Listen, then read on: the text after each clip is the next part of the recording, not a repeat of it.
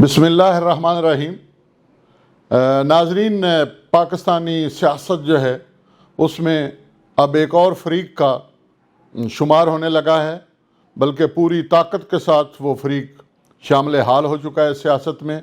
पहले सिर्फ हुकूमत थी, मुकाबले पर जो है वो PDM थी, पाकिस्तान डेमोक्रेटिक मूवमेंट थी, लेकिन अब उसमें कोरोना जो है वो भी वायरल हो चुका है, क्योंकि कोरोना भी अब सियासत के तौर पर इस्तेमाल होने लगा है।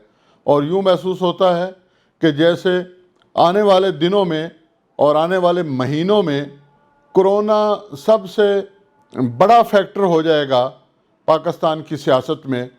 और यूँ महसूस होता है जैसे पाकिस्तान के अंदर कोरोना एक लिहाज से एहतजाज भी कर रहा है कि जनाब मैं तो न्यूट्रल हूँ, मैं तो चाहे वो हिज़्ब इख्तिलाफ हो, चाहे हिज़्ब इक़्तिदार हो, चाहे जमात इस्लामी हो, चाहे तहरीक इंसाफ हो, वो तो वबा है, जो भी एहतियात नहीं करेगा खुदा न खास्ता कोरोना उसके ऊपर हमला आवर हो जाएगा।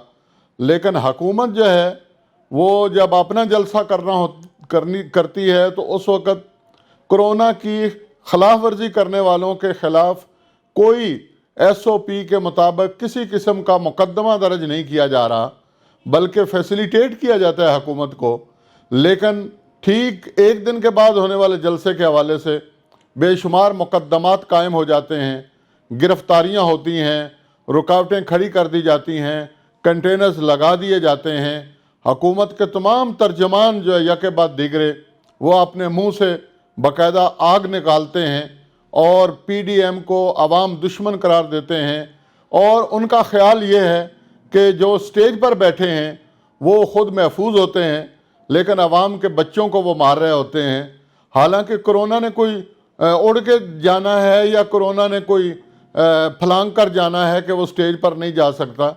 स्टेज के ऊपर भी सैकड़ों लोग जमा होते हैं, लेकिन एक दलील है हुकूमत के तर्जमानों की कि जनाब बस स्टेज के ऊपर जो बैठे हैं उन्होंने अपने आप को महफूज कर लिया है।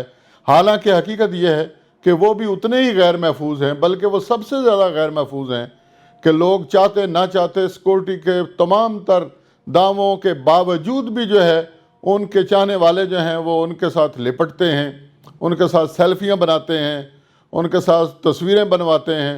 स्टेज पे एक उधम मचा होता है, धक्कम पेल का मंजर होता है, वो भी उसी कदर गैर महफूज है। इसी तरह तहरीक इंसाफ का जलसा हो रहा हो तो वहाँ भी असद उमर हूँ या कोई भी हो, अल्लाह ताला सबको बचाए, लेकिन वो भी उसी कदर जो हैं वो गैर महफूज हैं, जिस तरह मौलाना फजल रहमान साहब गैर महफूज हैं या दीगर गैर महफूज हैं।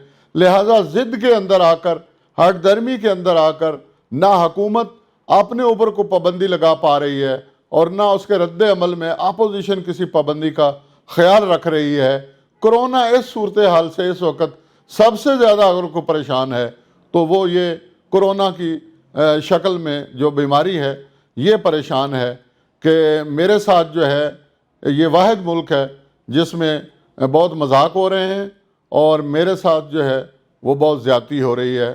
तो दूसरी बात ये है कि नैब और मांडीवाला जो हैं डिप्टी चेयरमैन सेनेट वो एक दूसरे के मद्दे मुकाबल आ चुके हैं और चेयरमैन नैब कह रहे हैं कि नहीं आप किसी गलत फहमी का शिकार हो गए हैं, मांडी वाला कह रहे हैं कि नहीं मैं किसी गलत फहमी का शिकार नहीं हुआ, मुझे अगर जो है वो जाना पड़ा दूसरा सुप्रीम कोर्ट तो भी जाऊंगा, लेकिन मैं इस मसले को यूं और नाम लेकर उन्होंने कहा कि मंगी साहब और एक और शख्स जो हैं वो उनको ब्लैक मेल कर रहे हैं।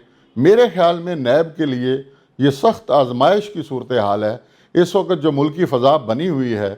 और जिस तरह साबिक वज़ीर आज़म जो हैं वो कह रहे हैं, अब्बासी साहब वो कह रहे हैं कि जनाब ये जो भी नैब कर रहा है इसका जो है वो होना चाहिए, ट्रायल जो है वो कैमरा के सामने होना चाहिए, लोगों को पता होना चाहिए कि वहाँ बातचीत क्या हो रही है।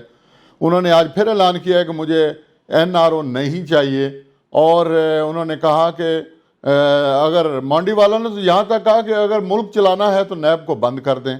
और उन्होंने ये भी कहा कि नैब के जो चेयरमैन हैं और बाकी लोग हैं उनके असासाजात जो हैं ان کو سامنے لایا جائے۔ یہ اتنا بڑا سوال ہے جو ہر پاکستانی کے ذہن میں آتا ہے کہ آخر کیا وجہ ہے کہ نیب کا ادارہ جو ہے اس کے اثاثہ جات جو ہیں وہ سامنے نہیں لائے جا سکتے۔ بہرحال ہماری فضا کے اوپر جو ہے ملتان کا جلسہ کئی دن سے چھایا ہوا ہے، کئی دن تک چھایا رہے گا۔ کہیں گھنٹہ گھر کے اوپر جو ہے وہ مظاہرین نے جو ہے وہ قبضہ کر لیا ہے۔ حکومت کتنے پلٹے کھائے ہیں، اب کھسیانی بلی اور کھمبا نوچنے والی صورتحال ہے۔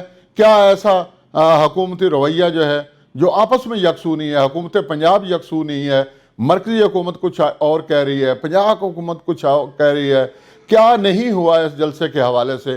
یہ سوچنے کی بات ہے کہ جو ایک جلسے کو کنٹرول کرنے میں یا اس کا رد عمل دینے میں جو آپس میں حکومتیں اور حکمران اور وزیر اعظم اور وزراء اور ترجمان یکسو نہیں ہیں، وہ اس ملک کے حوالے سے کون سی یکسوئی لا سکیں گے؟